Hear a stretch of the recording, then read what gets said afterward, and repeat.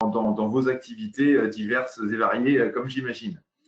Donc, hop, je vais vous partager mon écran. Tant que tu partages, Charlie, je fais juste un petit point d'étape.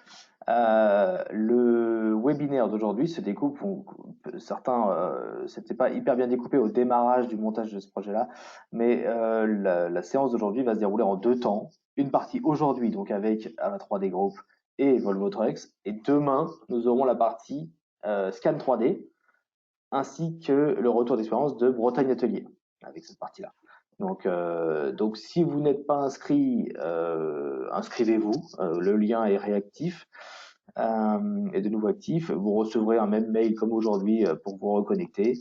Et si vous êtes déjà inscrit, ben non, vous êtes déjà tout en ligne. Vous recevrez le mail comme prévu demain. Donc voilà, tout est. C'est pour ça qu'on aura donc cet atelier en 2 temps, parce qu'en même temps 3 heures de webinaire, ça commence à faire beaucoup aussi. Donc voilà. Allez, Charlie, on est parti. Excuse-moi.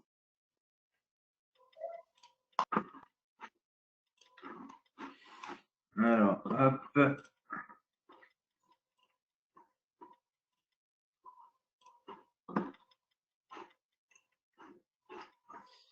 Voilà, ça ne fonctionne pas comme ça. On va faire ça.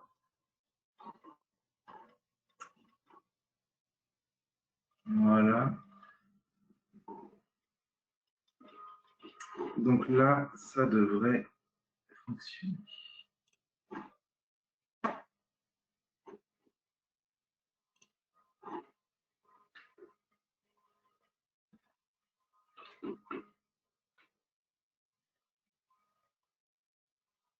Bon, est-ce que vous m'entendez bien? Alors, j'ai l'impression que ça se voit à l'écran. Là, pour l'instant, enfin, pour ma part, je t'entends très bien et on voit ta presse en plein écran.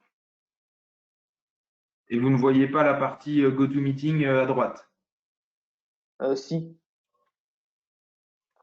C'est ça qu'il faudrait que j'arrive à réduire. décale-la sur le côté de ton écran en prenant par la barre noire au-dessus là. Hop, voilà, tu la décales, ça suffit comme ça. Ouais, ok.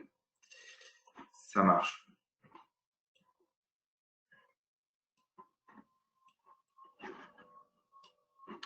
Ok. Donc, bienvenue à tous. Donc, je vais essayer de rapidement, moi, vous faire une petite introduction à la fabrication additive et on aura en fin de session une partie questions-réponses. Donc, n'hésitez pas à m'interroger sur vos différentes interrogations en fonction de vos différents besoins. Donc, ce que l'on va voir ensemble pendant cette courte session, c'est une rapide introduction à la fabrication additive pour vraiment reposer les bases. Je vous présenterai les 3 principales technologies que l'on va retrouver en impression 3D. J'imagine que vous les connaissez déjà en partie. Donc, ce sera donc un petit focus plus spécifique sur les 3 technologies FDM, SLA et SLS. Et on verra ensuite le processus d'impression complet. Et dans l'idée, on devait lancer un print ensemble. Là, ce ne sera pas le cas aujourd'hui. Et l'imprimante faisant pas mal de bruit derrière moi dans une petite pièce comme celle-ci, c'est assez compliqué de la lancer également. On verra ensemble tous les matériaux qui sont disponibles et je vous citerai pour ma part voilà, un certain nombre de cas d'application concrets qu'on a rencontrés au fil de notre activité. Et il y aura ensuite quelqu'un qui viendra clairement parler de son application. Donc voilà la base. Hein, la fabrication additive, par définition, ça s'oppose à la fabrication soustractive où on enlève de la matière. Et bien ici, on va ajouter successivement des couches de matière pour créer un objet. Et c'est plus globalement les termes impression 3D, prototypage rapide, RepRap ou fabrication par couche qui vont être englobés dans ce terme d'impression 3D. Ici, j'ai voulu mettre en avant très facilement le cycle de vie d'un produit et l'impact de l'impression 3D qui va pouvoir être impacté, on va dire, par justement l'ajout de l'impression 3D dans le cycle de vie d'un produit.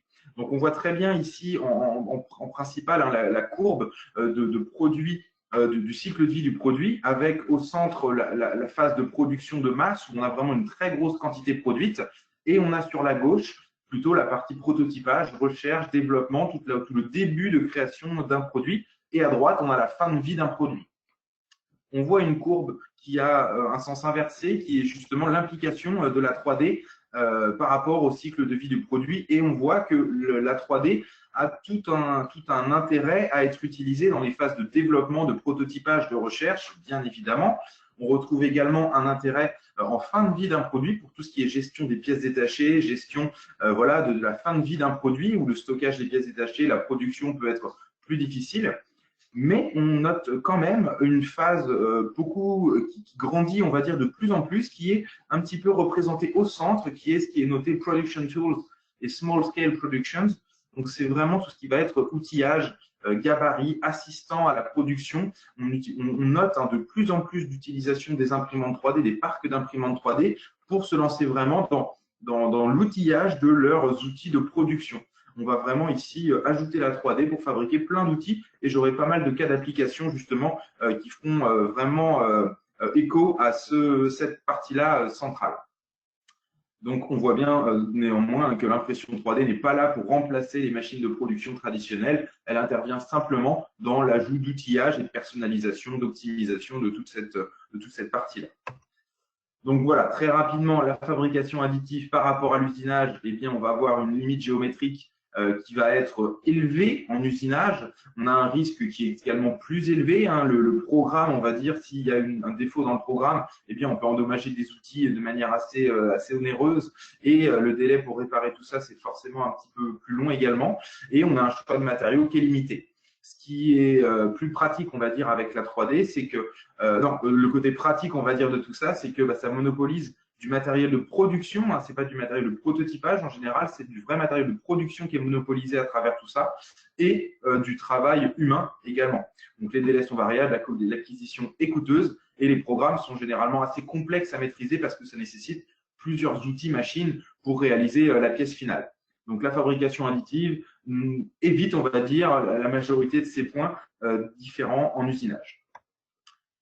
Pour la deuxième fonction, on va dire que l'impression 3D va pouvoir remplacer en partie, donc c'est l'injection moulage, la technique de fabrication par injection moulage qui nécessite la fabrication d'un moule. Et le plus gros problème, c'est ça, hein, c'est la fabrication du moule qui est extrêmement onéreux et généralement assez long. Et si jamais il y a un défaut dans un moule, eh bien, il faut reproduire le processus complet une seconde fois, c'est généralement nécessaire.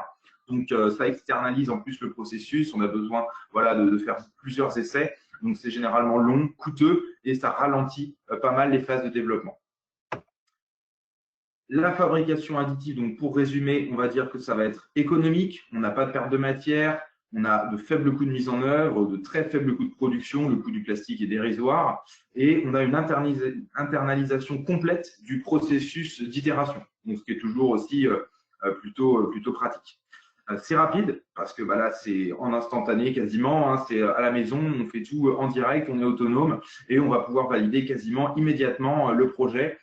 Et le plus important, je dirais, hein, c'est facile d'accès.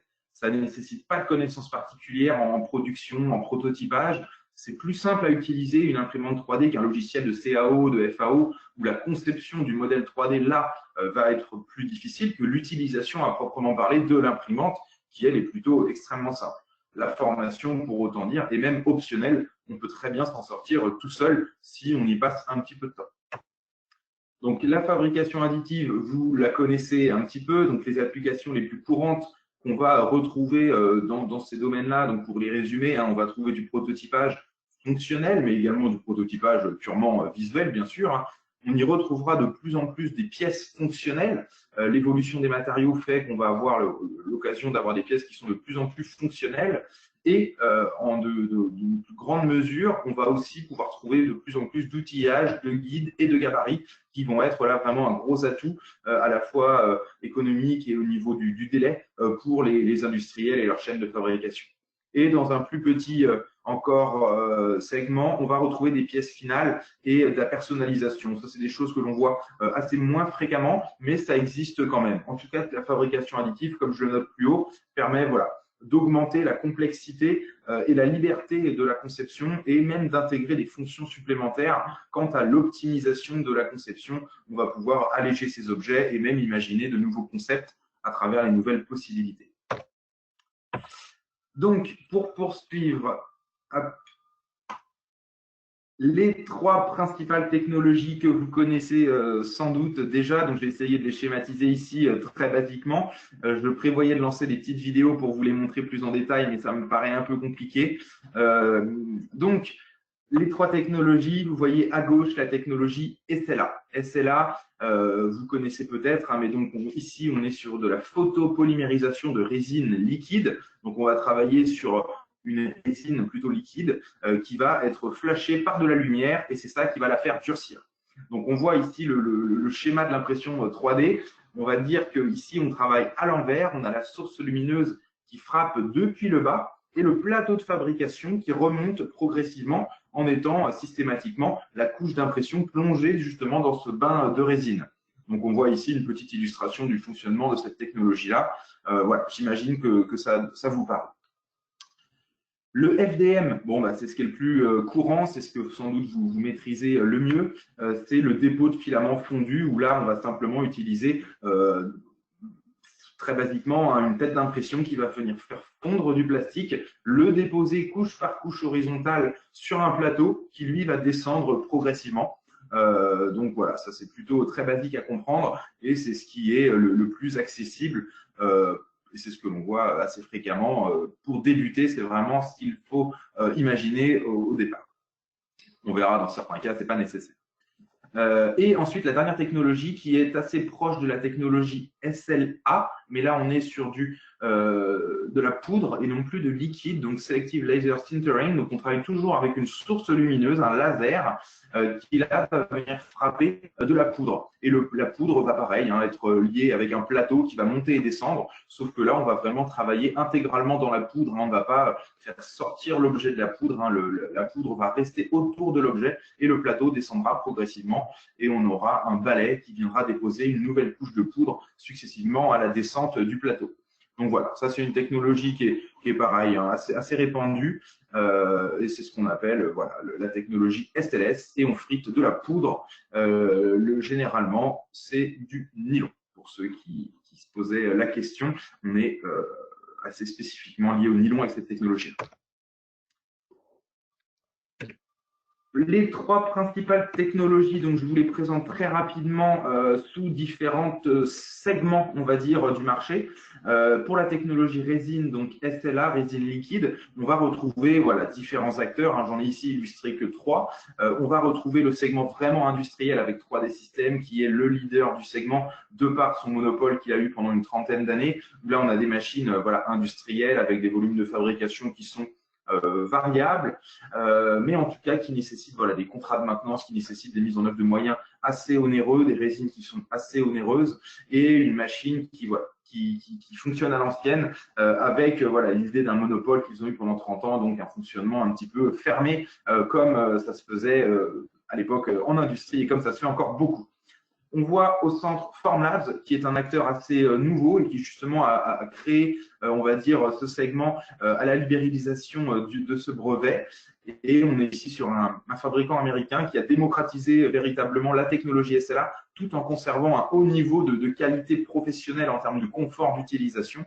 Ici, on a des machines qui sont complètement autonomes et qui sont extrêmement performantes pour un coût qui est inférieur à 5 000 €. Et là, vous n'avez pas besoin de maintenance, vous n'avez pas besoin de vous engager avec une entité qui va intervenir de manière lourde chez vous. Ici, c'est vraiment des choses que vous gérez en autonomie. Vous n'avez même pas une formation qui est obligatoire. Vous pouvez vraiment intégrer facilement cela chez vous sans même voilà, y investir plus de temps que cela. C'est vraiment très simple à maîtriser et vraiment très accessible.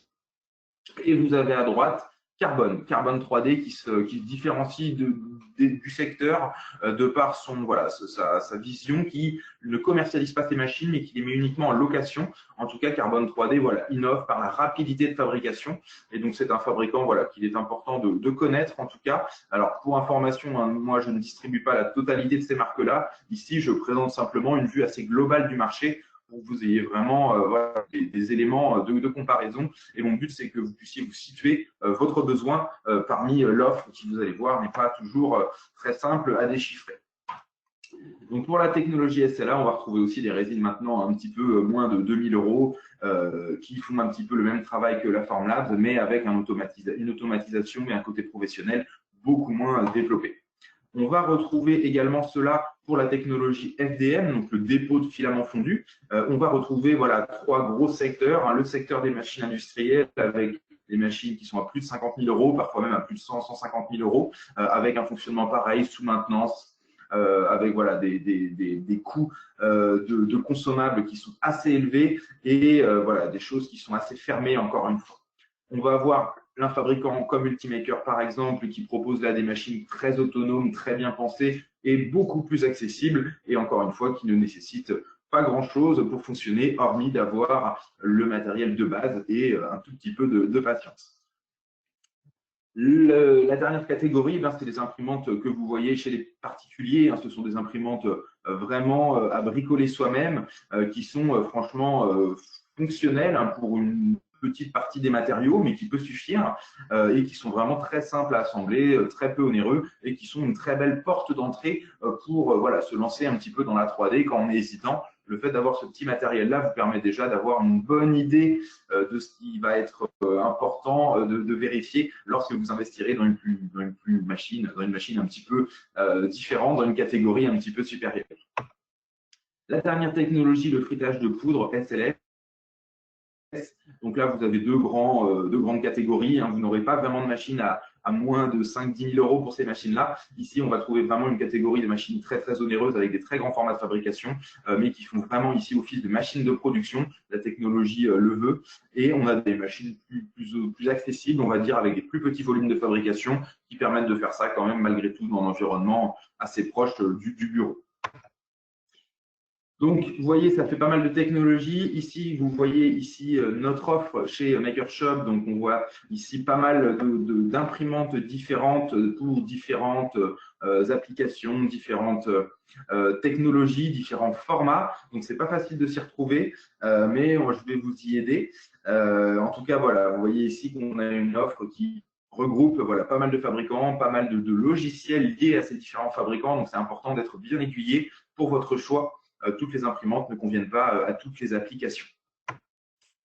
L'offre Neofab, donc Neofab, ça fait partie du groupe Ava 3D, dont MakerShop fait également partie. Et ici, vous voyez l'offre de Neofab, qui est une offre d'impression 3D toujours, mais avec une vocation plus industrielle, où là, on va être justement dans l'esprit un petit peu plus de 3D System, de Stratasys, pour des machines qui sont plutôt des machines à vocation de production, en tout cas des machines qui ont besoin d'être beaucoup plus fiables et beaucoup plus performantes. Ici, effectivement, elles sont liées forcément à un contrat de maintenance, elles sont liées à un entretien, parce que ce sont des machines un petit peu plus onéreuses et un petit peu plus difficiles à entretenir par soi-même. Donc voilà, une offre également adaptée pour ces besoins-là, qui vient néanmoins on va dire, combattre un petit peu ces deux gros acteurs que sont 3D Systems et Stratasys qui ont vraiment eu un monopole pendant très longtemps. Ici, on a des fabricants qui sont plus accessibles et qui conservent, on va dire, une qualité qui est bien identique, voire même supérieure à ce que font ces fabricants ancestraux, mais avec des libertés et des ouvertures de logiciels et de machines qui sont plus intéressantes. Donc voilà, on a du grand volume avec des machines qui font jusqu'à 1 mètre cube de volume de fabrication. Tout ça en technologie dépôt de filaments fondu. On a des machines de grand format haute température pour des matériaux très techniques. On a également des composites avec un tissage de fibres intégrées pendant la pression 3D. Et on a la solution métal. Et tout ça, c'est l'offre de Neofab, à savoir qu'on n'a pas encore de technologie SLS intégrée dans notre catalogue. C'est des choses qu'on recherche. Pour le moment, on n'a pas trouvé de choses satisfaisantes à proposer. Pour vous aider à décider, parce que là, on parle de technologie, ça ne va pas forcément vous aider à savoir qu'est-ce qu'il vous faut véritablement. Donc ici, j'ai essayé d'illustrer déjà premièrement visuellement voilà, ce que vous aurez comme résultat avec les différentes technologies. Donc, en centre, vous avez la technologie SLA, la technologie résine, où là, vous allez avoir vraiment un aspect qui sera le plus joli, hein, le plus sympa, parce que vous allez avoir une liaison des couches qui est vraiment quasiment invisible par l'effet du laser qui va quasiment souder les couches entre elles et par l'extrême précision hein, de la source lumineuse. Donc ici, on a vraiment un aspect qui est extrêmement joli. C'est ce que l'on peut voir en tout cas sur cette illustration. Et à gauche, on voit la technologie dépôt de filaments fondus. On voit ici les petites traces qui sont laissées par le dépôt en couches successives qui est plus visible. Et à droite, la technologie SLS. On va regarder ça d'un petit peu plus près. Ici, la technologie FDM, donc dépôt de filaments fondus. On voit assez bien les couches successives qui sont empilées Et ça, c'est quelque chose qui est typique de la technologie FDM, à savoir que ces couches, ces épaisseurs de couches sont variables. C'est à nous de les maîtriser, c'est à nous de les choisir. Donc, en fonction du résultat qu'on attend, on va pouvoir sacrifier, on va dire, un petit peu le temps d'impression pour alléger, on va dire, l'effet de ces couches en les faisant les plus fines possibles. En tout cas, on aura toujours, malgré tout, la visibilité de ces couches qui sont empilées les unes au-dessus des autres.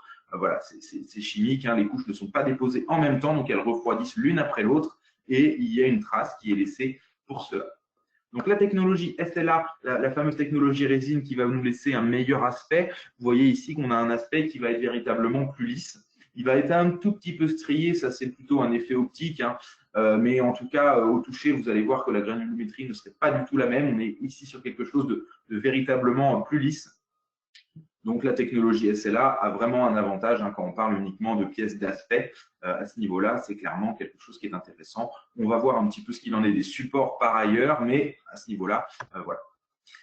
Pour la technologie SLS, donc le frittage de poudre nylon, on a ici le nylon qui est un matériau assez technique et voilà, assez performant, mais qui d'aspect avec cette technologie-là est assez rugueux. On n'a pas quelque chose qui va être très lisse, on n'a pas quelque chose qui va être extrêmement net, mais on va avoir quelque chose qui va être techniquement performant.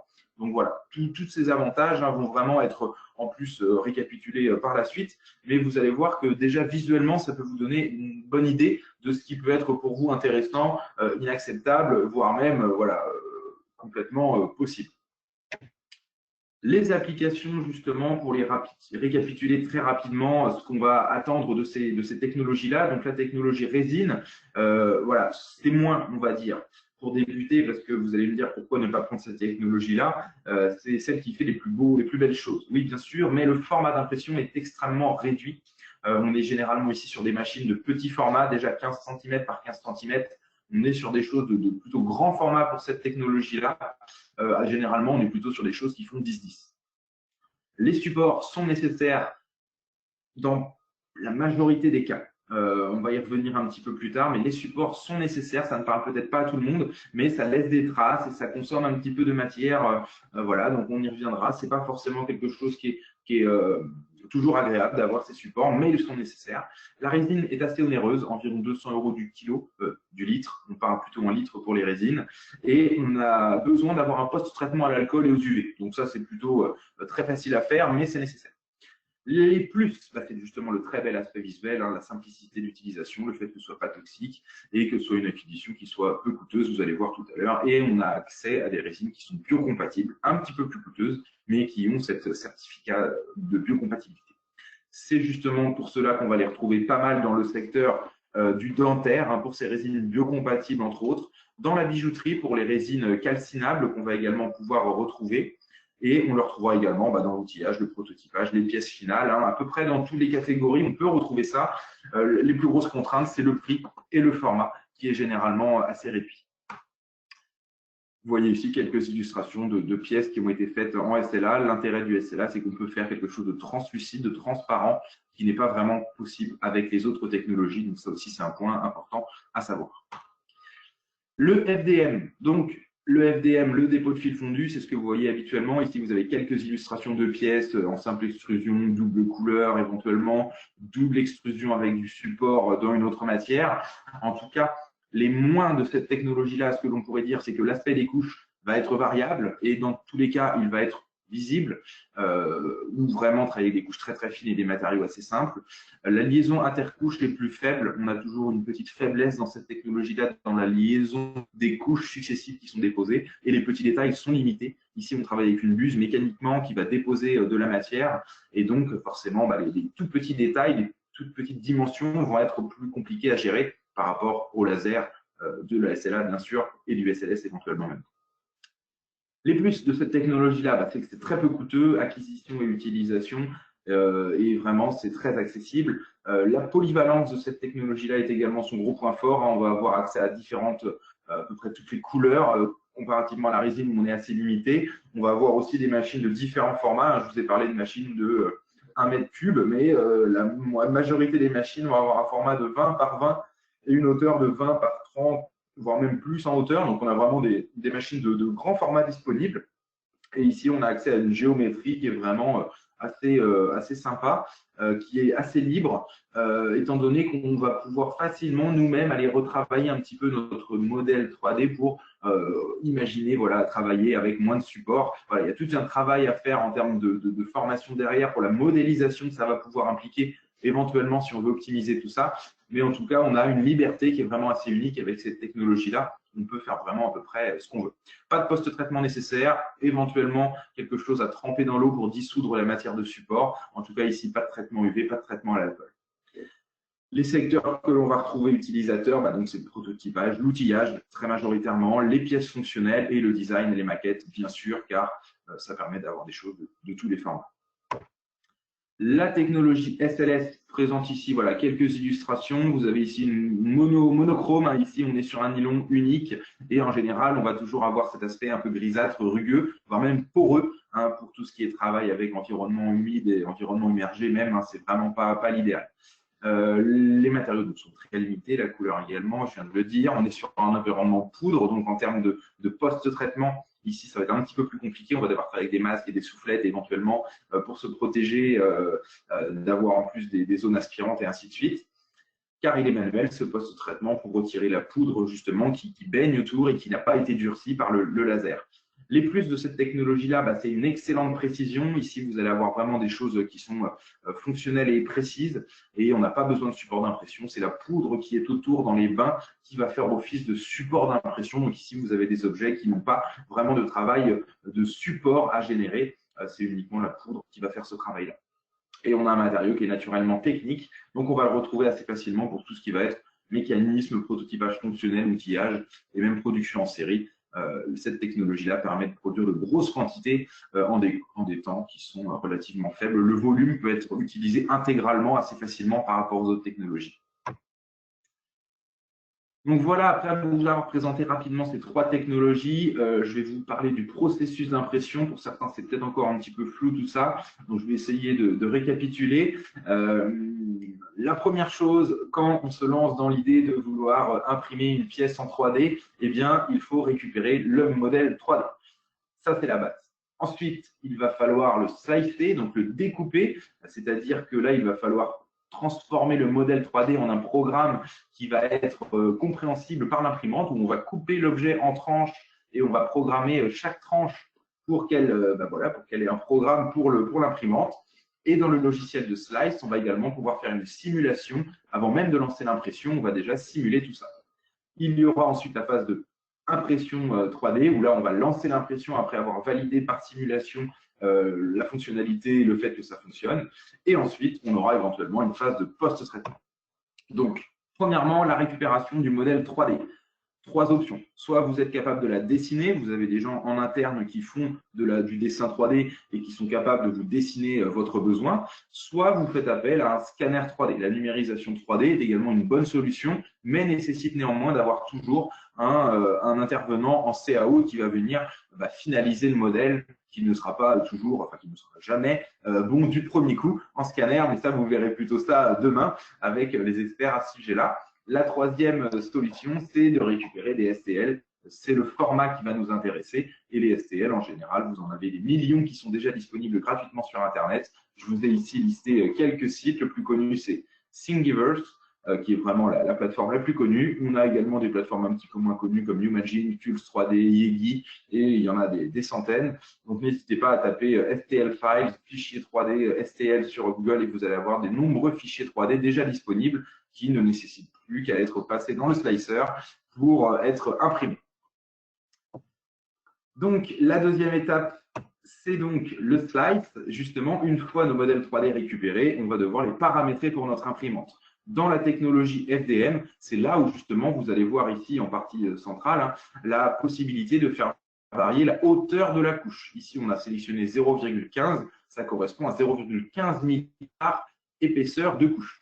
On va également être capable de travailler nous-mêmes la densité du remplissage. Vu qu'on part de rien et qu'on crée, on n'est pas obligé de créer des objets qui sont pleins. Donc, c'est à nous de donner une consigne de densité de remplissage.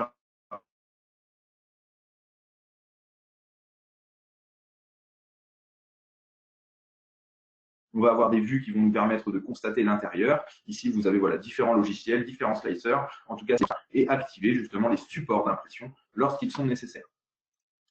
Ici, la prévisualisation qui va justement vous montrer justement l'ajout de ces supports quand ils sont nécessaires. Ici, vous voyez en bleu clair, on va dire en bleu clair vert, ce sont donc les supports qui vont être temporairement générés pendant l'impression et qui seront à retirer post-impression. Et ici, on va pouvoir visualiser couche par couche tout notre objet en travaillant donc les épaisseurs des différentes coques, la densité du remplissage. Et voilà, on a une liberté assez folle sur le paramétrage de nos objets dans cette technologie FDM. Sur les autres technologies SLA et SLS, on a une liberté qui est un petit peu plus faible, mais c'est exactement le même principe. En tout cas, une fois notre slice validé, notre prévisualisation acquise, on va dire, est bonne, eh bien, on n'a plus qu'à lancer l'impression à l'imprimante. En imprimante FDM, on charge les bobines de filament à l'arrière de la machine et ensuite, on met le programme dans l'imprimante et elle est autonome. Et sur la technologie SLA, c'est exactement le même principe. On charge la bouteille de résine dans l'imprimante et ensuite, elle va pouvoir faire le travail de manière autonome. En tout cas, pour ces deux machines-là, qui sont vraiment celles que moi je recommanderais pour des débutants, pour avoir des machines qui sont polyvalentes, performantes et qui laissent une liberté en termes de polyvalence et d'ouverture logicielle pour faire à peu près tout ce que vous voulez. Ce qui est plutôt bien quand on débute, c'est qu'on ne sait pas tout à fait ce qu'on va en faire, au moins que cette technologie-là et ces machines-là, vous avez une liberté qui sera assez importante aussi dans les matériaux que dans les géométries disponibles. Pour illustrer très rapidement les coûts, parce que c'est quelque chose qui peut sans doute vous intéresser, j'imagine. Donc, les coûts de ces différentes technologies d'impression, vous allez voir qu'elles ne sont pas très onéreuses. Ici, on est vraiment sur ce qui se fait de mieux, de plus professionnel dans l'univers de bureau, de plus autonome, de plus connecté, de plus performant. Vous avez à droite la technologie SLA, Form 3, la toute dernière Formlabs, à voilà, 3 300 € hors taxe et 1 litre de résine, je vous ai dit 200 €, c'était 200 € TTC, on est plutôt à 170 € hors taxe le litre. Et vous allez avoir éventuellement besoin de ce que j'évoquais, la station de post-traitement alcool et UV, qui va permettre vraiment de terminer le travail de votre imprimante. Donc ça, c'est une petite option que vous pouvez faire de manière beaucoup plus simple, mais voilà, une petite option qui est 1 000 €, je crois, qui permet vraiment pour voilà, 4 000 €, 4 000 un petit peu plus, d'avoir une solution intégrale, complète et vous permettant de vous lancer dans l'impression 3D avec la technologie SLA sur la machine qui va être vraiment extrêmement simple à prendre en main pour cette machine-là. Absolument pas besoin de formation. C'est vraiment des machines qui sont extrêmement faciles à prendre en main. Pour ce que vous avez sur la partie gauche, c'est la technologie FDM. Donc ici, vous avez une machine qui est à peu près au même prix. Vous avez un kilo de plastique qui là est beaucoup moins cher et qui va être également très très variable en termes de prix. Vous allez trouver des bobines à 20 € comme des bobines à 100 € en fonction des matières et des qualités. En tout cas, ici, ça va être également très accessible en termes d'investissement et la formation à l'utilisation est encore une fois optionnelle. Là, elle est plutôt recommandée si vous voulez accélérer votre montée en compétences, si vous partez vraiment de rien. Voilà, ça va nécessiter du temps, un petit peu de patience pour vraiment maîtriser la machine et les différentes matières que ça peut nécessiter d'utiliser. Donc là, je recommande plutôt une formation. D'ailleurs, je suis le formateur, donc forcément, je n'allais pas dire le contraire. Mais en tout cas, voilà, pour vous illustrer un peu les coûts d'investissement que ça peut nécessiter d'utiliser ces machines-là, vous avez vu que c'est plutôt très accessible.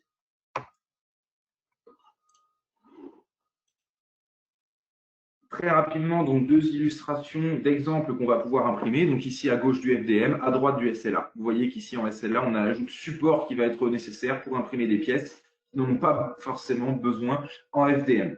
Donc ça, c'est quelque chose qui est assez propre à la technologie SLA. Donc voilà, n'hésitez pas à revenir vers nous si vous voulez en savoir plus à ce niveau-là. Mais voilà, sachez que la technologie SLA va nécessiter généralement un petit peu plus de support et des petites traces de ce type-là pendant l'impression. Ce que je voulais juste comparer, c'est le coût réel de fabrication d'une pièce de ce type-là. Une poignée de porte qu'on fabrique en ce moment assez intensivement pour voilà, la protection de différents intervenants, pour éviter que les mains viennent toucher les poignées de porte. Ici, on va pouvoir ouvrir avec le coude. Et ici, deux simulations voilà, de ces impressions d'une poignée de porte avec la technologie FDM à gauche, SLA à droite. On voit à gauche qu'on a la possibilité de faire varier les coûts, les temps d'impression, mais de manière générale, on va avoir une pièce qui va nous coûter entre 2 € et 3 € en gros, entre 40 et 50 grammes de matière, en fonction de la matière, en fonction des paramètres. Encore une fois, tout ça est variable, mais c'est pour vous donner une petite idée. Donc 2 € la fabrication d'une pièce unique, unitaire. et 10 € en SLA. Donc, vous voyez ici que le coût du SLA est quand même, on va dire, 5 fois plus onéreux. Mais voilà, ici, vous allez avoir un objet qui est par défaut plein et vous ne pourrez pas l'évider par cette technologie-là, ou en tout cas pas aussi simplement, et c'est pas aussi souhaitable. Donc voilà, la différence de coût se justifie, mais dans tous les cas, c'est assez dérisoire pour une fabrication d'une pièce unique. La sélection Néofab, donc pour les machines un petit peu plus industrielles, pour ceux qui se posent la question, hein, quel est le coût de ces machines un peu plus industrielles avec des vocations de production et un suivi un petit peu plus important. Donc là, j'ai illustré 3D Gens, hein, qui est plutôt l'excellent concurrent à Stratasys. Donc c'est un fabricant polonais, hein, que l'on soutient depuis un moment, en lequel on croit beaucoup, qui a dévoilé voilà, plusieurs modèles industriels. Donc là, la F340, qui est une machine entrée de gamme, on va dire, pour ce secteur. On est ici à 35 000 € pour moins. Pour au moins, on a une machine qui est extrêmement performante et qui vaut la plus chère des Stratasys, qui fait à peu près tous les matériaux. Et ici, on a une machine, voilà, ce qui est un très très bon résumé de tout ce qu'on peut faire maintenant avec voilà, 30-35 000 €. Ici, on a des machines qui valaient encore, il y a quelques années, plus de 200 000 €. On est sur des machines comme celle-ci capables d'imprimer différents matériaux, des ABS, des polycarbonates, parce que ce sont des matériaux assez techniques et nécessitent des machines avec des environnements très bien contrôlés, thermorégulés. C'est le cas dans ces machines-là, bien évidemment, d'où la possibilité d'imprimer des pics. Du PIC, qui est un matériau voilà, extrêmement onéreux, mais extrêmement performant pour le milieu aérospatial et la chirurgie, éventuellement. À droite, vous voyez l'impression métal. Donc ici, on est sur des coûts d'acquisition qui sont un petit peu plus élevés forcément, mais quand on compare avec les technologies qui existent de métal à frittage de poudre, voilà, on est sur des choses qui sont beaucoup plus accessibles. Mais voilà, ça, vous les connaissez un petit peu. Antoine en a parlé en introduction.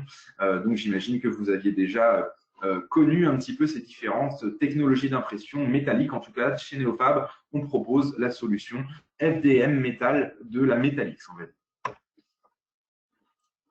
Hop. Et pour information, chez Néofab, on fait également formation, installation, mais là, c'est quasiment obligatoire et systématique. Les différents types de plastique que vous allez pouvoir utiliser, donc vous les connaissez sans doute en majorité ici, tous les types de plastique que vous avez l'habitude de connaître. Ce qu'il est important de savoir, c'est que de plus en plus, on va utiliser des renforts en fibre intégrés dans les filaments, donc du carbone, de la fibre de verre, du Kevlar, qui va permettre d'augmenter les performances de ces différents types de plastique-là, tout en facilitant, je dirais, leur impression. Voilà, savoir que certains matériaux comme les nylons, les polypropylènes ont des difficultés à l'impression 3D du grand format, c'est assez complexe. Leurs versions chargées en carbone ou en fibre de verre, eh bien, finalement, sont plus simples à imprimer parce que ça stabilise un petit peu la matière. Et c'est des choses que l'on voit de plus en plus arriver et qui sont tout à fait disponibles avec la technologie FDM, des machines que je vous ai évoquées, qui vont se situer entre 3 et 5 000 €, vous avez accès à ces matériaux renforcés en fibre de carbone et en fibre de verre qui vont encore une fois décupler les performances de vos matériaux. Vous avez un rapide ici petit graphe que je vous inviterai à pouvoir retrouver ailleurs parce que justement, quand on a retrouvé tous ces différents plastiques, vous aviez, Antoine a déjà évoqué le fait que vous avez déjà passé en revue pas mal de choses. Eh bien, le guide qu'on a développé récemment va vous permettre d'avoir un très bon récapitulatif, à mon avis, de tout ça. Et ces petits graphiques-là sont illustrés de ce guide-là. Donc, vous avez voilà, la comparative des matériaux standards, des matériaux composites. On a vraiment essayé de vous simplifier le travail en évitant de vous parler de termes très techniques. Ici, on a voulu illustrer les choses de manière compréhensible. Et on a vraiment essayé de créer des choses extrêmement simples pour vous permettre de comparer très facilement les différents matériaux parce que voilà, on est capable maintenant avec nos machines d'avoir accès à quasiment tous les matériaux. Et donc, c'est important de savoir exactement quel est le matériau qui va convenir à nos besoins. Donc, je vous invite pour cela à télécharger un guide qui se trouve donc sur le site de MakerShop. C'est ce qu'on a appelé le guide ultime des matériaux FDM. Et vous allez avoir des fiches voilà, qui sont illustrées matériau par matériau, regroupant leurs performances, leurs intérêts. Et vous allez avoir des graphiques récapitulant vraiment la totalité des matériaux et comment les situer les uns par rapport aux autres. Il y a vraiment eu un gros travail de fait là-dessus chez MakerShop. Donc, n'hésitez pas à le consulter. Il est téléchargeable sur le site de MakerShop. Sur le site de MakerShop et de Néofab aussi, pour information, c'est quelque chose qui va faire aussi bien le travail chez Néofab que chez MakerShop. Il est possible que ce soit uniquement disponible chez Néofab pour le moment. En tout cas, d'ici peu, il sera disponible en téléchargement également chez MakerShop. Les cas d'application qu'on va illustrer, une fois que vous avez trouvé votre technologie, que vous avez trouvé votre matière, et bien effectivement, qu'est-ce qu'on va pouvoir en faire de toutes ces imprimantes 3D? Donc, plusieurs exemples, le développement de produits, l'outillage, la gabarit, la sécurité, donc qui est plutôt ici dans la production. Vous voyez, vous vous rappelez du graphique au départ, on est plutôt dans la partie tools and fixtures, dans la partie outillage, et le produit final, qui va également être intéressant d'illustrer par des cas d'application. Donc, j'en ai pas beaucoup, je vais laisser la personne suivante illustrer tout ça mieux que moi. En prototype visuel fonctionnel, ici, on s'est permis de montrer un prototype voilà, de chaussures de sport, de roller, qui permet d'avoir des performances qui sont vraiment très très proches du modèle qui sera finalement moulé ou injecté. Donc ici, on va pouvoir, et ce n'était pas ce qui était prévu à la base, on va pouvoir, en plus de tester le format, la forme, le modèle, voilà, on va également pouvoir tester vraiment la technicité, la résistance, la solidité de l'objet en passant le prototype non pas seulement en visuel, mais également en fonctionnel. Et tout ça, ça permet de réduire les coûts, les délais, plutôt que d'aller devoir fabriquer ça à la main ou de lancer un moule de fabrication pour une pièce unitaire qui coûterait finalement très très cher si elle n'était pas correcte du premier coup. Et bien ici, on va pouvoir faire appel à l'impression 3D pour réduire tout ce temps-là.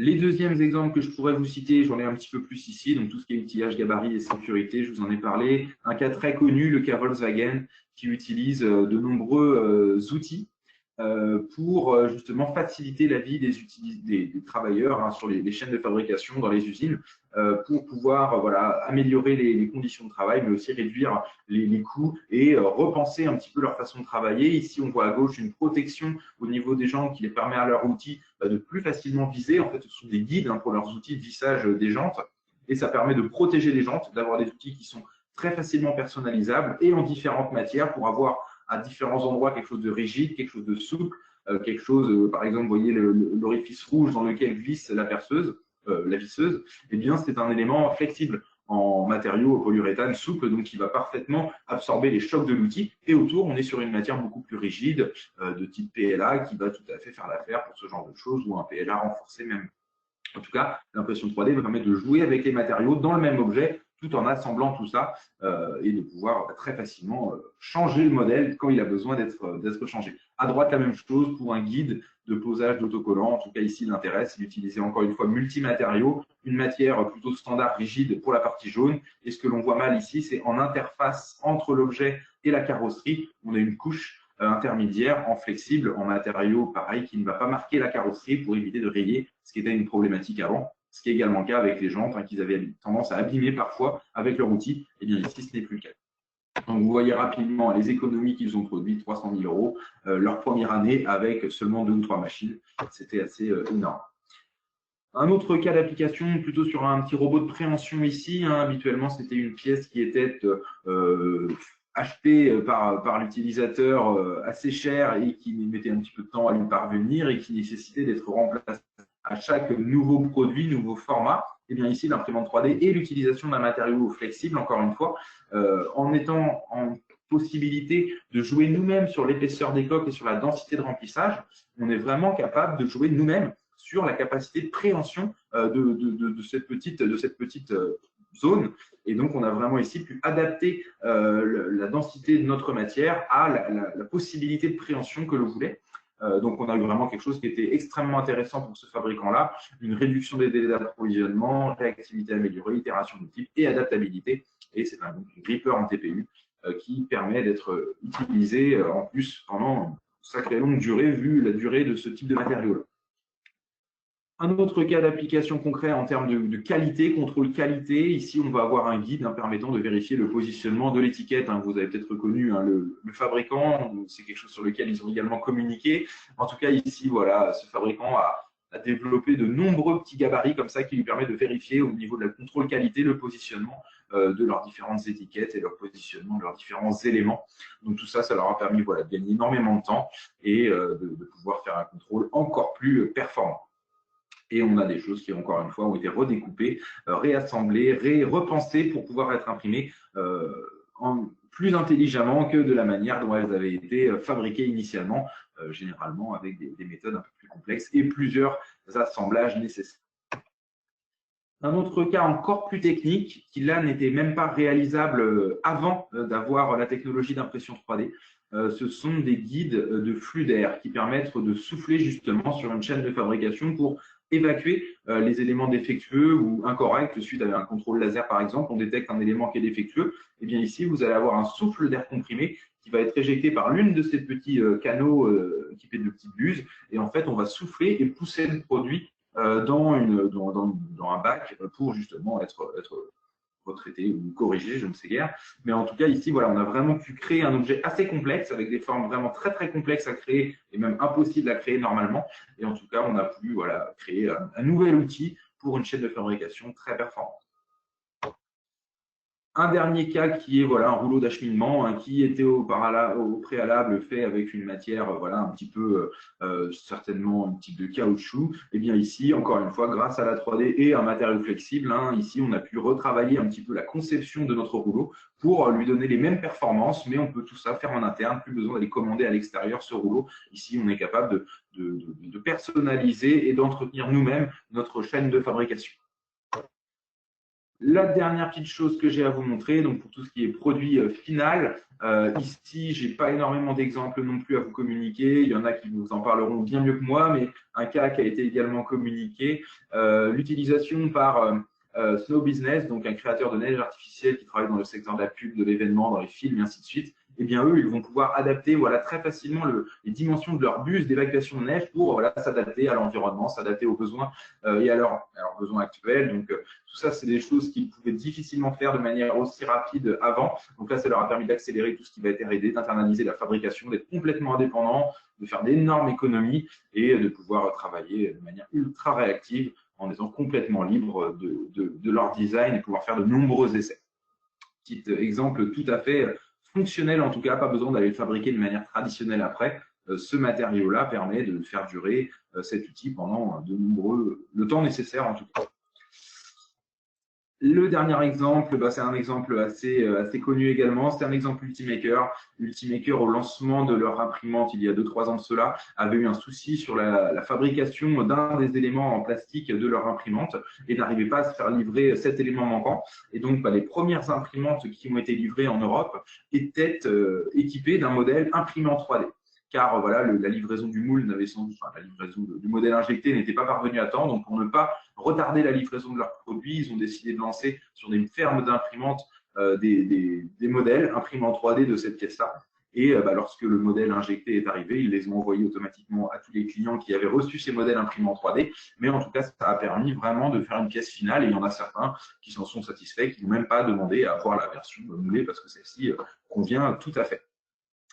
Donc voilà un petit peu pour ces cas d'application que l'on va pouvoir retrouver dans le monde de la 3D. J'espère que ça a pu illustrer pour vous un petit peu plus de cas d'application concrets et j'espère que ça a pu situer un petit peu mieux aussi voilà, les attentes que ça nécessitait de votre côté en termes d'investissement du temps et du personnel qui sont franchement assez moindres quand on fait le compte. C'est vraiment des choses qui sont extrêmement accessibles. Il n'y a pas besoin d'être un grand groupe industriel CAC 40 pour se lancer en impression 3D, loin de là. Et c'est des choses qu'on constate vraiment tous les jours.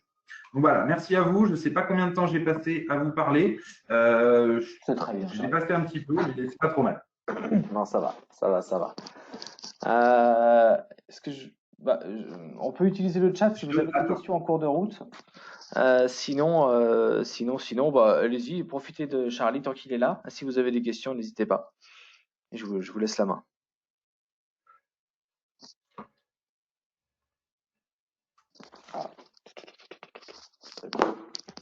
Non, pas de questions. C'était assez clair pour tout le monde.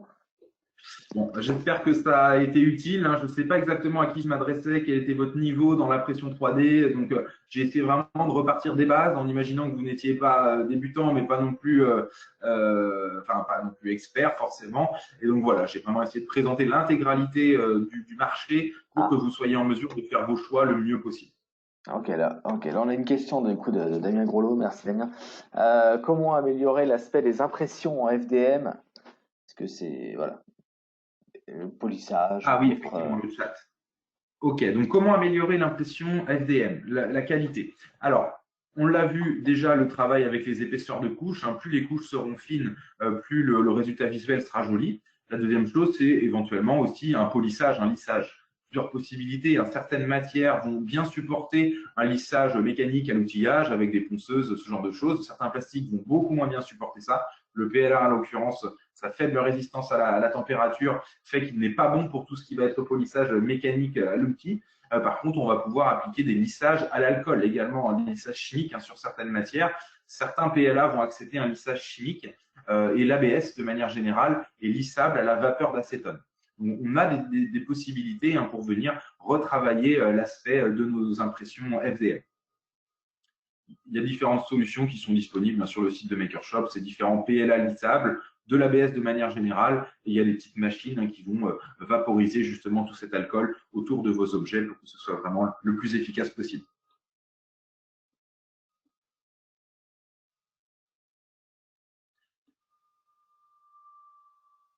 Il n'y a pas de quoi.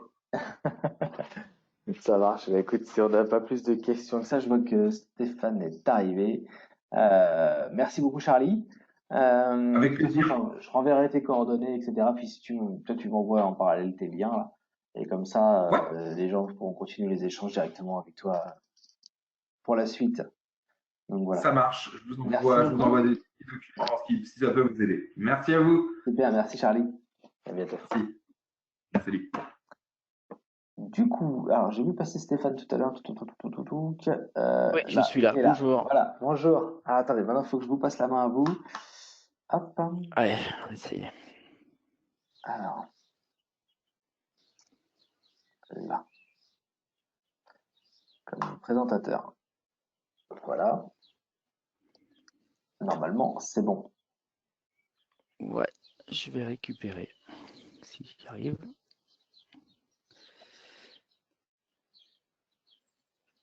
Vous voyez mon écran, je suppose. Oui.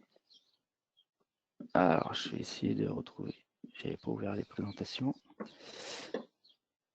Si, c'était ouvert. Ok. Alors, vous voyez bien l'écran? Bon pour vous? Oui, c'est bon. Ok. C'est parti. Alors, donc, je me présente, Stéphane Verne. Donc, je travaille au sein de Renault Trucks, qui fait partie du groupe Volvo. Je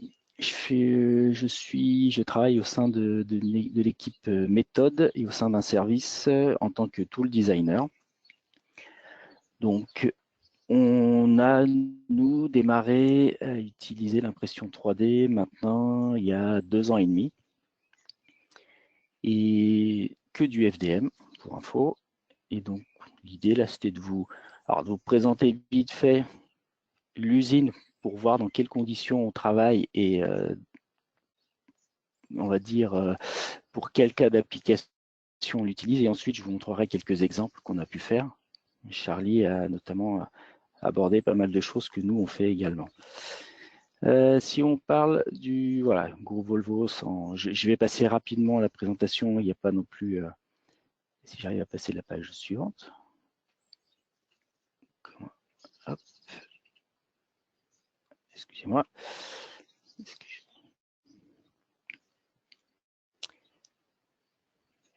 Ok. Alors, j'arrive pas à passer la page suivante. Est-ce que...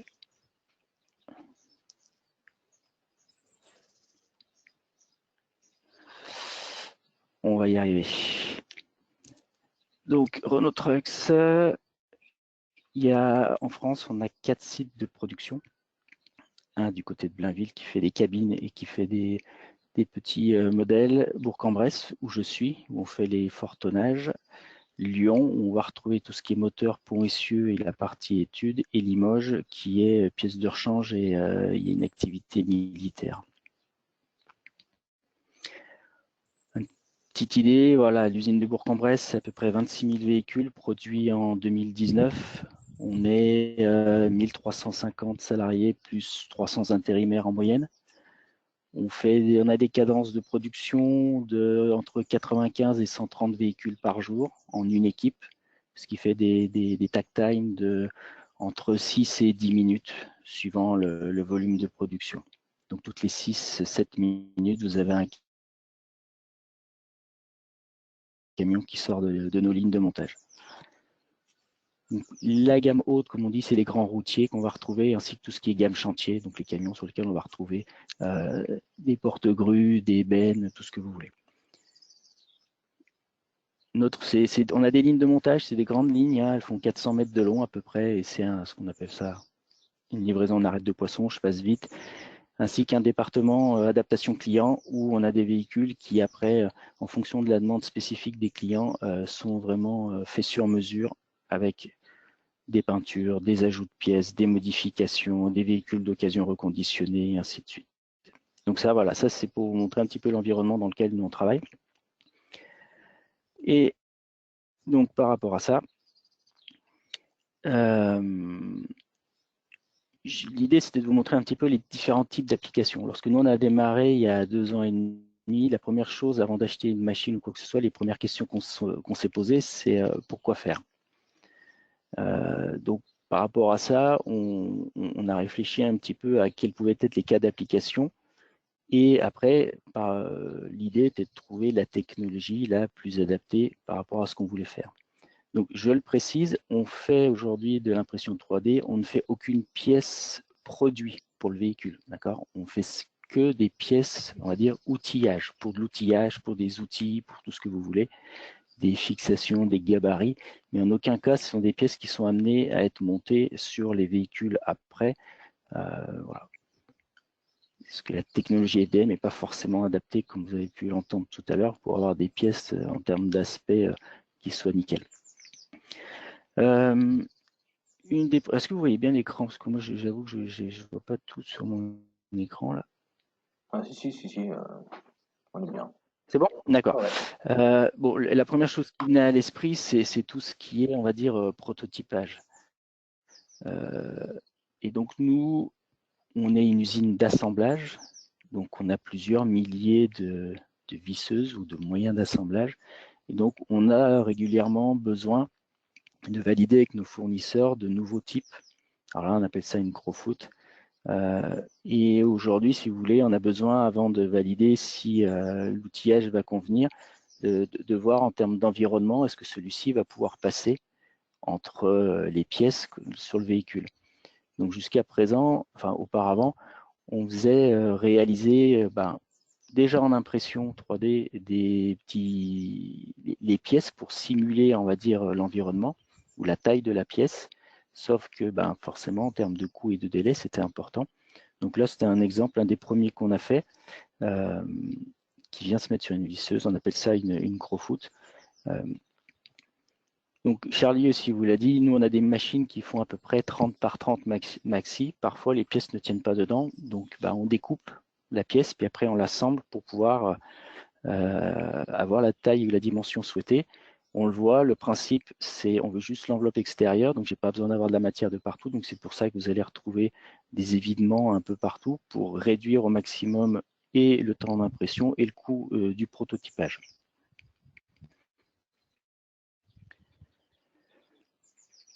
Ça, c'est également du prototypage, c'est des moyens de levage. Donc, vous pouvez le voir, de plus en plus, on ne cherche pas à faire du mono pièce.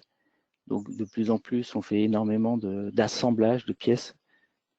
Donc là, on peut le voir, il y a une dizaine de pièces qui sont assemblées, qui nous permet, en fait, surtout maintenant, nous, pour faire valider auprès des gens de production, est-ce que leur montrer le principe, parce qu'on leur montre des choses sur plan, on leur montre des choses via le 3D, mais c'est toujours bien d'avoir maintenant en main la pièce pour se rendre compte de la taille et puis le principe de fonctionnement, il est en réel et les gens, ils l'ont sous les yeux, ils le testent, ils le touchent et ça permet de valider des choses. Donc ça, c'est un ballonnier pour nous prendre des réservoirs gasoil. Donc on s'en sert pas mal pour faire du prototypage.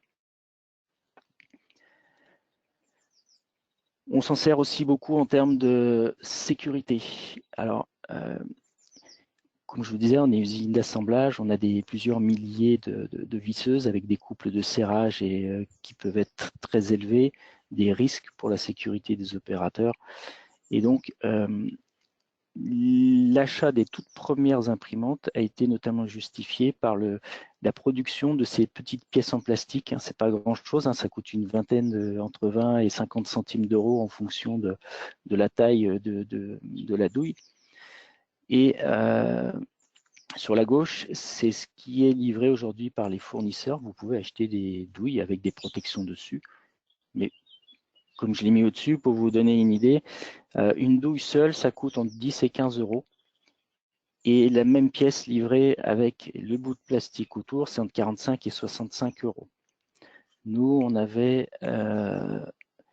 identifié environ 1000 douilles à équiper. Donc, vous imaginez bien, quand on multiplie 1000 fois 45 euros, ça commence à faire beaucoup. Et donc, avec les imprimantes, la toute première qu'on a achetée, on a essayé de reproduire ou de simuler le même principe. Et on est arrivé plutôt avec succès.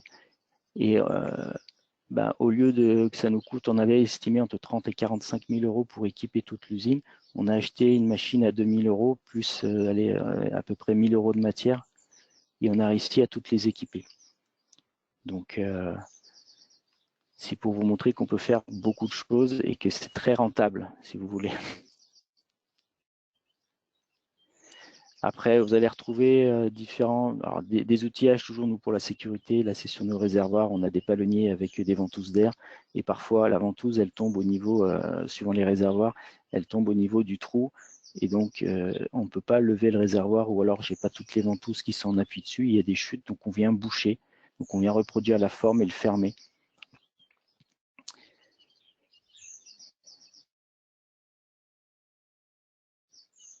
On va utiliser beaucoup, on le disait, en outillage, en ergonomie, donc énormément d'interfaces différentes pour pouvoir fermer. Là, c'est un bouchon de bocal de direction. Donc, c'est des choses qu'on ne trouve pas forcément dans le commerce. Ou alors, on faisait, nous, auparavant, usiner ces pièces-là en air talon à l'extérieur. Mais en termes de coût, quand nous, on a fait les business cases, on est entre 10 et 100 fois plus cher que si on le produit nous-mêmes. Et en termes de délai, en moyenne, pour avoir une pièce comme ça, entre le moment où nous, on a fait les plans et on les a envoyés à des fournisseurs et on a physiquement la pièce, il se passe entre 2 et 3 mois, alors qu'aujourd'hui, on va dire qu'en 48 heures, on les a.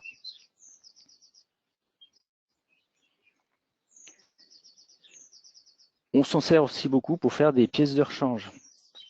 C'est comme beaucoup de choses, des fois vous cassez une petite pièce, sauf que votre fournisseur, lui, il vous revend l'ensemble complet et pas juste la petite pièce qui est cassée.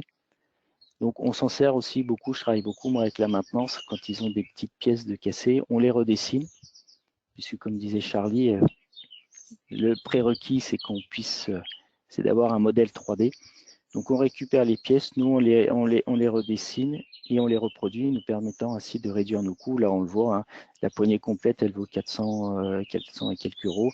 Et si moi je reproduis juste la pièce, elle me coûte 4 euros. Donc on est plutôt, voilà. Si vous voulez, la rentabilité est très très vite présente. Pour tout ce qui est sécurité, ergonomie, donc on fait beaucoup des poignées coques, on fait beaucoup d'outils pour emmancher ce qu'on appelle des pions sapins. Donc pareil, on essaye toujours d'avoir des outils qui puissent être interchangeables. Donc là, vous avez en général une espèce de pistolet avec un embout. Et si je change que l'embout quand il y en a besoin, plutôt que d'avoir à refaire à chaque fois toute ma pièce. Donc on essaye de faire des choses qui soient modulables aussi. Et sur la gauche, ce sont des clés cassantes, voilà, comme on fait de l'assemblage, c'est notamment dans des secteurs de préparation pour les raccords. On a un couple de serrage à respecter, on a des clés cassantes, et en fonction de l'écrou où il est placé, parfois la main de l'opérateur peut venir taper sur la table, soit un autre élément. Donc on vient mettre une espèce de coque de protection, comme pour les motos. Donc c'est un ensemble avec avec 2 anneaux là. C'est toute la pièce imprimée, hein, avec la coque et puis les deux anneaux sur le côté qu'on vient ensuite, les 2 colliers qu'on vient mettre et qu'on adapte à chacune des clés. On parlait tout à l'heure de gabarit, tout ce que vous voulez. Donc pour la qualité, nous, énormément de petits postes de préparation Donc des gabarits pour garantir l'alignement, l'orientation sur votre droite de différents raccords qui sont après maintenus avec une sauterelle. Et puis sur la gauche, pareil, un alignement de raccords avant serrage. Donc vous le voyez, il y a des couleurs. Alors nous, c'est pour des histoires de poké-yoké, pour que l'opérateur il sache quel bon côté il doit utiliser.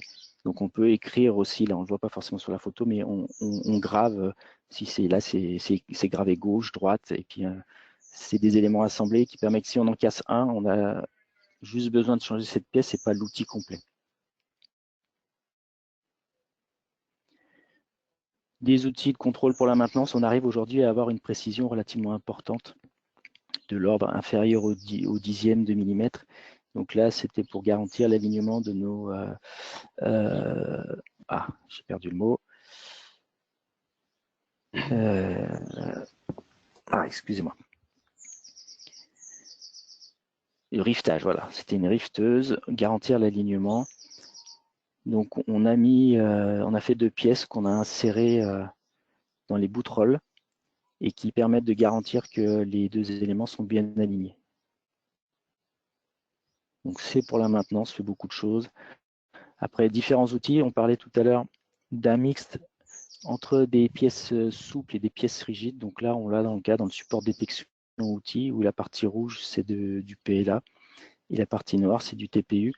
Donc c'est une pièce dans laquelle on vient mettre des capteurs qui nous permettent ensuite de venir poser un outil et de valider que l'outil a bien été pris.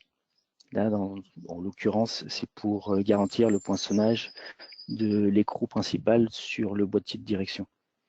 Sur votre droite, vous allez voir une pièce. Alors, sur certaines machines, on peut arrêter en cours de route, insérer des éléments et après reprendre l'impression. Donc là, c'est le cas sur celle-ci où on a inséré à l'intérieur un aimant, ce qui peut permettre, comme ça, nous, de poser des pièces sur le véhicule sans venir rayer la peinture, sans que l'aimant soit directement en contact avec la partie métallique. Donc là, c'était un gabarit d'alignement pour mettre des G-codes. On s'en sert aussi pour faire des supports de com. Voilà. Il n'y a pas de raison, il n'y a pas que de l'outillage, on peut aussi faire ça. Donc pareil, hein, des pièces qu'on assemble et puis qui se clipsent les unes entre elles.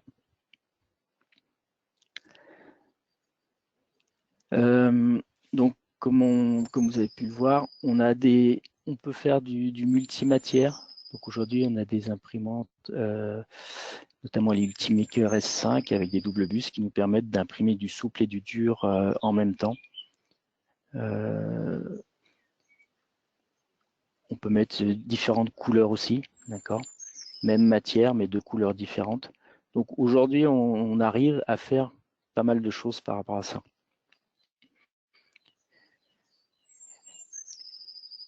Et on va dire qu'aujourd'hui, au bout de 2 ans et demi, on commence à avoir une petite expérience quand même avec cette technologie-là. On est en train de regarder dans quelle mesure on peut faire des moyens de levage. Donc les moyens de levage aujourd'hui nécessitent une certification. Donc on est en train de faire notre premier test là, de réalisation d'un moyen.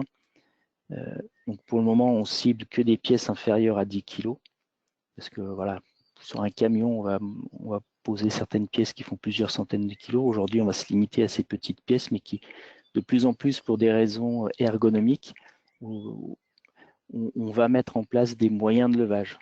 Puisque de plus en plus, voilà, on cherche à prendre en compte le bien-être des opérateurs.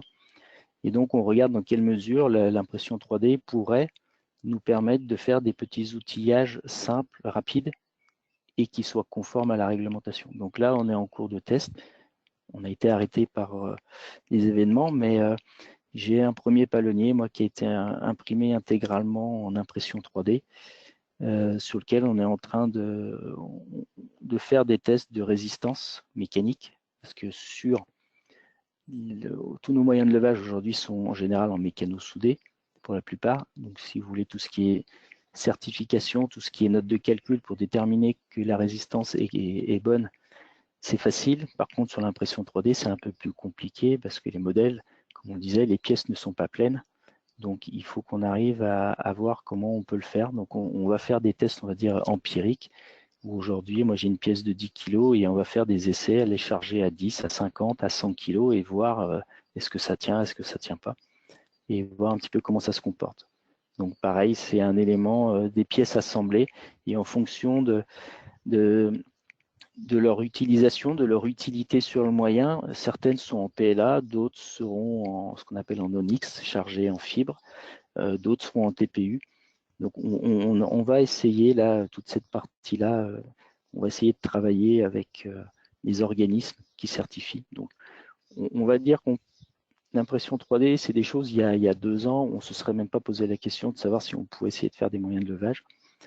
Aujourd'hui, on est suffisamment confiant dans cette technologie-là pour pouvoir aller appréhender des outils de ce type-là. J'ai peut-être pas précisé, on a démarré au niveau des imprimantes. On a démarré il y a 2 ans et demi avec 2 imprimantes, une FlashForge, on va dire une imprimante basique nous permettant de faire du PLA et de l'ABS, ainsi qu'une Markforge, une Mark II là, qui permet de passer ce qu'on appelle de l'Onyx, qui est un mélange de nylon avec de la poudre de carbone, permettant d'avoir dans ce cadre-là des pièces avec des résistances mécaniques vraiment intéressantes. Et dans certains cas, de pouvoir rajouter des fibres de carbone ou de verre ou de Kevlar. Et très vite, en fait, on s'est rendu compte que c'était très intéressant pour nous.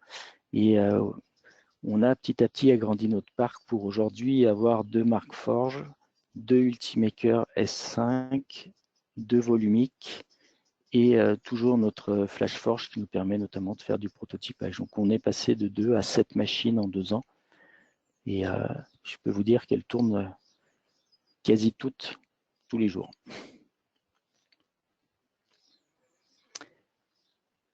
J'ai fini, voilà, pour essayer de partager ça. J'espère que j'ai été à peu près clair.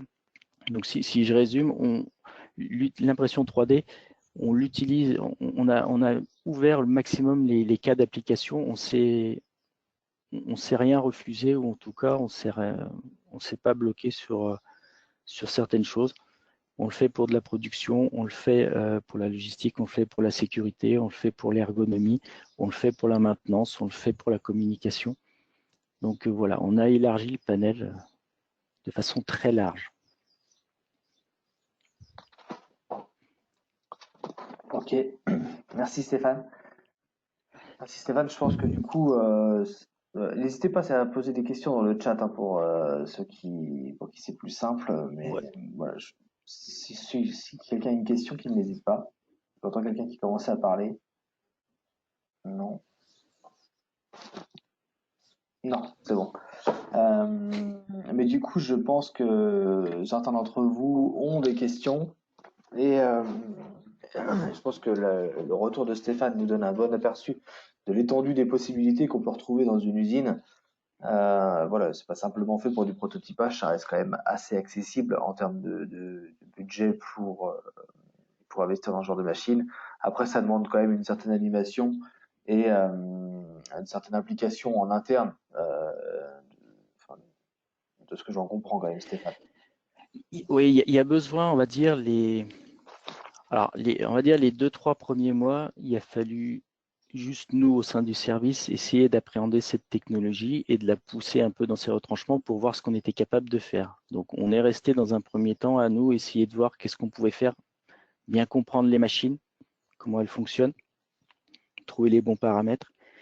Et ensuite, il y a eu, pendant entre 3 et 6 mois, il a fallu aller chercher la production, ou en tout cas aller montrer aux gens ce dont on était capable à travers des exemples concrets. Parce que forcément, quand vous êtes notamment dans une usine comme nous, où on monte des camions et c'est des pièces qui sont plutôt lourdes, avec des outillages qui sont massifs, tout ce que vous voulez. Aujourd'hui, la plupart des choses qu'on avait étaient en métal, et que vous arrivez et que vous dites que l'outillage en métal, vous pouvez le remplacer par un outillage en plastique, forcément, les gens, ils sont un peu dubitatifs au départ. Donc, il a fallu montrer à travers différents exemples et des cas vraiment concrets, leur montrer qu'on pouvait le faire. Alors, très souvent, par rapport, si on parle de design, entre le design d'un outil qui est en métal et design d'un outil qui va être imprimé notamment en FDM pour faire la même fonction, il sera légèrement différent puisqu'il va falloir l'adapter, ça c'est clair, pour qu'il soit plus résistant. Mais très vite, en fait, on a réussi à montrer qu'on pouvait avoir les mêmes résultats avec des outils, on va dire, en plastique qu'avec les outils qu'ils avaient auparavant. Et donc, il a fallu pendant quelques temps les prendre par la main et leur montrer à travers des exemples concrets. Et après, si vous voulez, c'est le bouche à oreille, c'est les différentes présentations qu'on a pu faire. Voilà, en 2 ans et demi, nous, à chaque fois qu'on fait une étude, il y a une demande qui est archivée. On est à peu près à 250 cas d'application différents. Il m'en tombe à peu près 2 par semaine, en moyenne, pour vous dire, des cas d'études sur le sujet, quoi. Et de plus en plus, on vient nous voir pour nous dire, et ça, est-ce qu'on peut le faire, et ça, et ça, et ça. Donc, on regarde tout ce qui est possible de faire. Après, la technologie FDM, en tout cas l'impression 3D, n'est pas forcément pertinente des fois sur tous les sujets. Il y a des choses où on sait qu'on ne pourra pas remplacer du métal. Et puis, il y en a d'autres, la technologie d'impression 3D, ce n'est pas la plus pertinente. Si vous allez acheter un bout de plastique ou un bout de tube dans un magasin d'à côté, ça sera tout aussi efficace que vous d'essayer d'imprimer la même chose. Mais aujourd'hui, on va dire qu'on ne pourrait pas revenir en arrière, on ne saurait pas faire sans. Je parle tout seul, je n'ai pas vu que mon micro était coupé. Ah. Oui, je pense que on a une question du coup de Nathalie qui nous demande du coup quelle compétence initiale est développée pour ce projet. Quelle compétence initiale, oui, voilà. Initiale, alors moi je suis tout le designer, donc on fait de la conception au départ, il faut avoir des compétences en termes de conception, de dessin. Déjà avec ça, c'est bien. Après, l'apprentissage des machines, elle se fait avec les revendeurs tels que Makershop, et puis avec votre propre expérience, parce que vous apprenez des choses en formation, mais après, comme toute chose, vous apprenez des choses avec les machines et à comprendre comment elles marchent. Mais les compétences, surtout, c'est d'avoir des compétences de dessin au départ. C'est pas forcément, surtout sur de la technologie impression plastique, vous n'avez pas besoin d'avoir des compétences d'ingénieur ou choses comme ça, qui sont peut-être un peu plus requis par rapport à du métal. Ou sur les paramétrages, ça va être un peu plus compliqué. Mais le dessin suffit.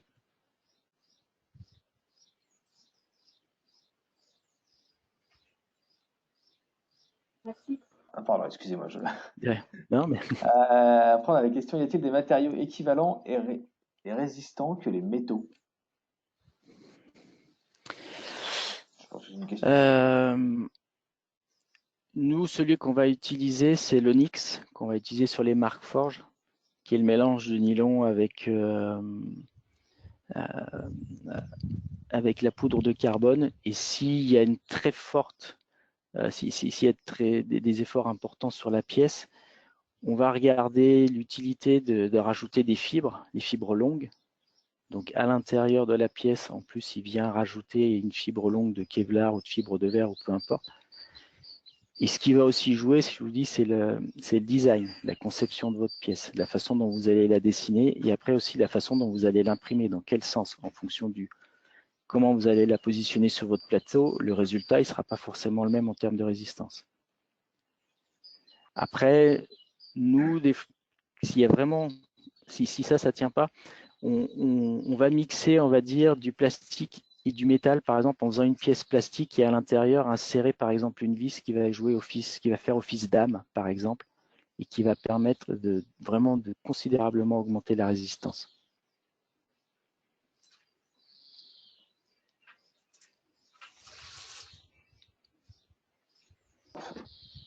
Ok, d'accord. Et alors ensuite, on a, est-ce que chez Volvo Trucks, l'impression 3D a été intégrée en dehors des méthodes OBE, par exemple?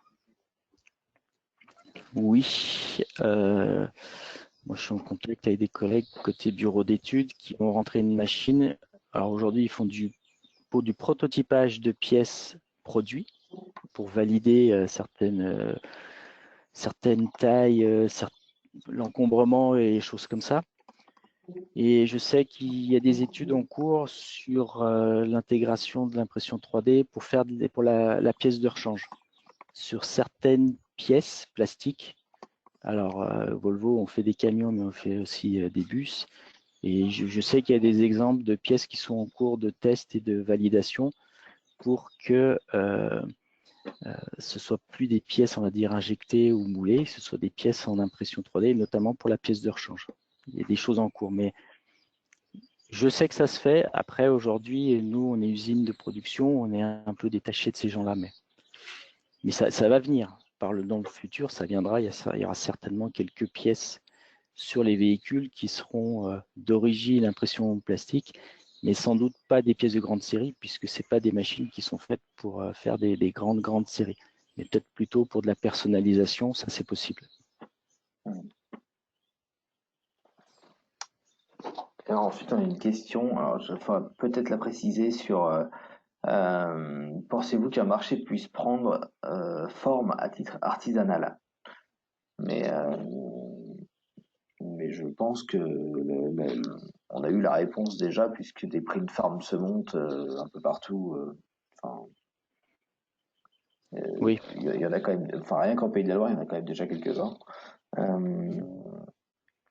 Donc, mais l'impression, après, l'impression 3D ne remplacera pas qu'on peut avoir dans de l'injection plastique ou des choses comme ça.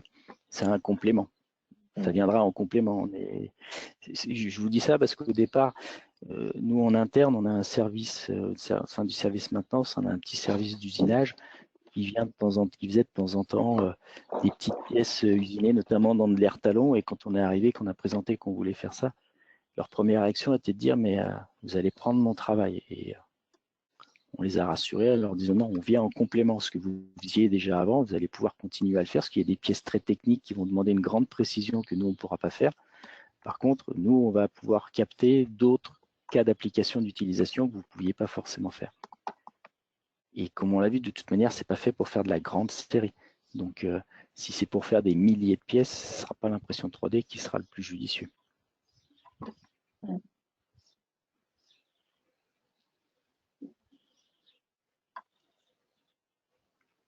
ok.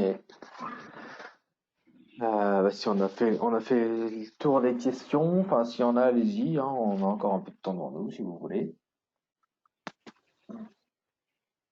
Je vois qu'il n'y en a plus dans le chat. Écoutez, allez-y. Ouais, non, juste donc actuellement, ça ne va pas être possible, mais s'il y a des entreprises ou des personnes qui sont intéressées pour venir visiter l'usine et voir concrètement sur nos lignes de montage comment c'est utilisé. Il n'y a pas de problème par rapport à ça. On l'a fait lors de la dernière intervention. La société Classe est venue chez nous pour partager là-dessus. C'est des choses qu'on peut faire.